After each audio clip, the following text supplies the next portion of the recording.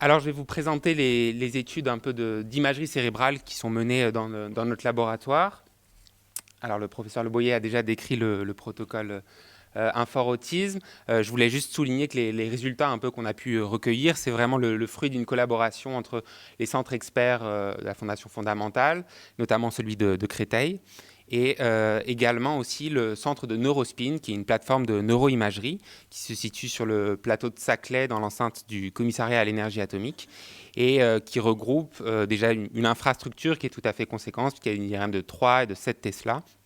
Et aussi, c'est une plateforme où des chercheurs, des physiciens et des ingénieurs collaborent ensemble pour essayer de mieux comprendre le cerveau humain.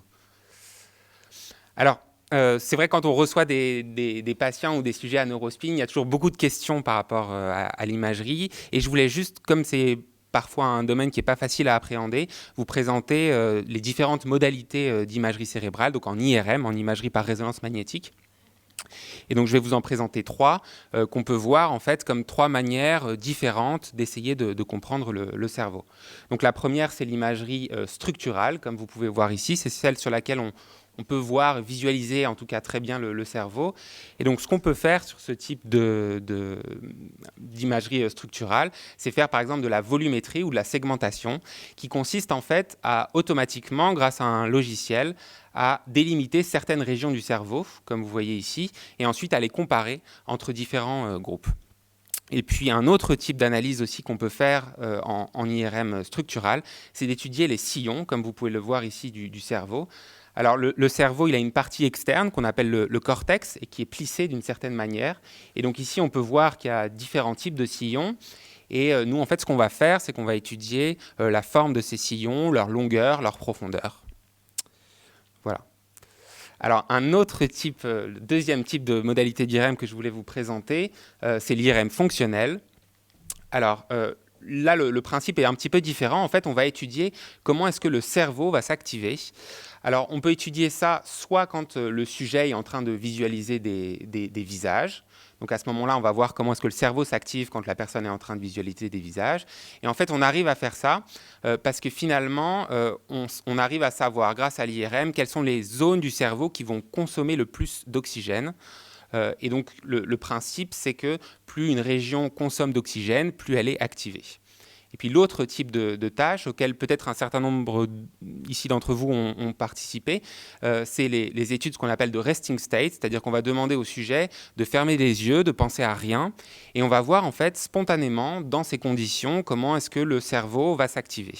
Et ensuite, ça permet de voir comment est-ce que les différentes régions s'activent l'une par rapport à l'autre et de voir éventuellement lesquelles d'entre elles sont connectées ensemble. Et puis la dernière modalité d'imagerie que je voulais vous présenter, c'est l'IRM de diffusion. Alors là, pour l'instant, je vous avais parlé du cortex, qui est la partie périphérique du cerveau. Et en fait, il y a une autre région, qui est la substance blanche, qui contient en fait les axones, c'est-à-dire les câbles qui relient les neurones les uns avec les autres. Et donc l'imagerie de diffusion, ça permet de reconstruire un peu ces câbles du cerveau. Et ça permet aussi de comprendre comment est-ce que certaines régions du cerveau sont connectées entre elles. Alors, j'ai juste fait cette diapositive parce qu'une des questions beaucoup qui revient quand on voit des personnes à Neurospin qui participent à nos protocoles d'études, c'est finalement, ils nous demandent souvent après l'IRM, qu'est-ce qu'on peut voir pour moi, et est-ce que la recherche va permettre de donner des réponses, disons, à l'échelle individuelle. Et ce que je voulais juste repréciser ici, c'est que pour l'instant, dans les études d'imagerie qui sont menées dans le laboratoire, on compare des groupes de patients avec des groupes de témoins. Et en fait, on va comparer une moyenne entre ces deux groupes. Et pour l'instant, on n'a pas des méthodes d'imagerie qui sont suffisamment précises pour pouvoir fournir des résultats à l'échelle individuelle. Alors, je vais vous présenter donc rapidement un peu des travaux préliminaires qui ont été menés dans l'équipe en imagerie cérébrale. Ça, c'est un travail qui a été mené par le docteur Katz, qui est psychiatre à l'hôpital Henri Mondor, et qui a pu montrer, en comparant des patients qui présentaient des troubles du spectre autistique avec des témoins, une augmentation bilatérale du volume du cortex préfrontal, qui est la région que vous voyez ici, et du cortex singulaire antérieur, qui est cette région-là, chez les patients donc, qui présentaient un trouble du spectre autistique de haut niveau. Et dans son étude, il a aussi fait de l'imagerie de diffusion. Donc, comme je vous l'ai expliqué un petit peu plus tôt, il a reconstruit différents faisceaux dans le cerveau, et notamment ce faisceau-là, qui est le faisceau fronto-occipital inférieur. Et donc, ce qu'a pu retrouver le docteur Katz, c'était une diminution d'un paramètre qu'on appelle la fraction d'anisotropie dans ce faisceau chez les patients par rapport aux témoins. Et donc, si on essaye de mettre un peu en perspective ce résultat, ce que ça suggère, c'est qu'en fait, il y a peut-être une connectivité qui est différente chez les patients par rapport aux témoins, entre la région ici, qui est la région occipitale, et la région ici, qui est la région frontale. Et en tout cas, c'est des idées aussi qui sont présentes dans la littérature, notamment un certain nombre d'auteurs qui voient l'autisme comme pas forcément une anomalie d'une région du cerveau donnée, mais comme plutôt une manière dont les différentes régions sont connectées différemment. Et alors enfin, je vais finir par vous présenter les résultats du docteur Authier, qui a travaillé sur la morphologie d'un sillon du cerveau qui s'appelle le sillon temporal supérieur. Alors pourquoi est-ce qu'il s'est intéressé au sillon temporal supérieur? En fait, c'est parce qu'on sait que ce sillon est impliqué dans la cognition sociale, dans la reconnaissance des émotions. Et il y avait déjà d'autres équipes qui avaient décrit des anomalies dans ce sillon, alors que ce soit en imagerie structurale ou en imagerie fonctionnelle, chez les patients qui présentaient des troubles du spectre autistique par comparaison à des témoins. Alors, le docteur Authier a étudié vraiment en détail ce sillon temporal supérieur. Comme vous pouvez le voir ici en saumon, ici c'est la branche principale du sillon temporal supérieur. Et en fait, de façon postérieure, c'est-à-dire en arrière, donc ici vous avez l'avant du cerveau et ici c'est l'arrière, ce sillon temporal supérieur va donner trois branches postérieures. Donc ici la branche C1 qui est en vert, la branche C2 qui est en bleu et la branche C3 qui est en mauve. Et donc, ce qu'on a pu mettre en évidence, c'est que la longueur de cette branche C1, à droite uniquement, donc uniquement dans la partie droite du cerveau, était plus longue chez les patients qui présentaient des troubles du spectre autistique par rapport aux témoins. Alors ensuite, ce qu'on a essayé de mettre en évidence, c'était de voir s'il y avait une corrélation finalement entre cette particularité anatomique et d'autres paramètres. Et alors ici, on a trouvé une différence, en tout cas une corrélation avec des paramètres d'eye tracking. Alors je crois que Tiziana Zala vous en parlera beaucoup mieux que moi tout de suite après ma présentation.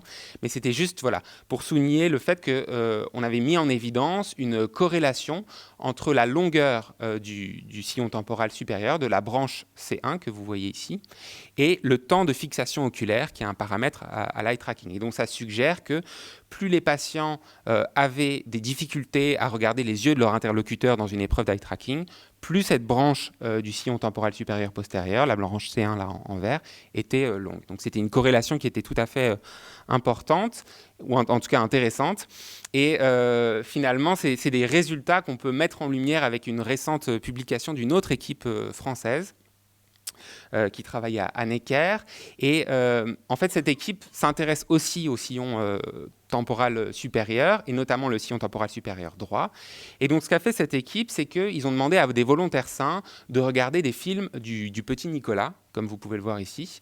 Et ils ont mesuré avec l'eye tracking, en fait, comment est-ce que ces sujets allaient regarder les yeux de l'image qu'ils étaient en train de visionner. Donc quand vous voyez ici, quand l'image est rouge, ça veut dire que les sujets regardent intensément les yeux du petit Nicolas, l'image qui est présentée ici. Quand il y a moins de rouge, ça veut dire qu'ils la regardent moins.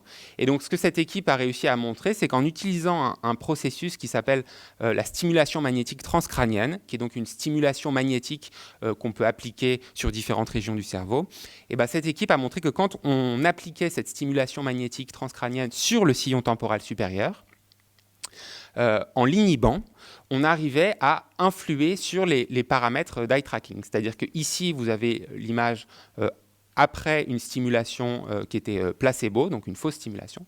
Et en fait, on voit que quand on inhibe le sillon temporal supérieur à droite, la partie postérieure, finalement, les sujets ont plus de mal à visualiser les yeux de leur interlocuteur. Et donc, ce que ça suggère, c'est qu'il y a en tout cas une certaine plasticité dans ce processus, et c'est tout à fait intéressant, alors bien sûr à beaucoup plus long terme, mais pour d'éventuelles perspectives thérapeutiques. Voilà, je vous remercie de votre attention.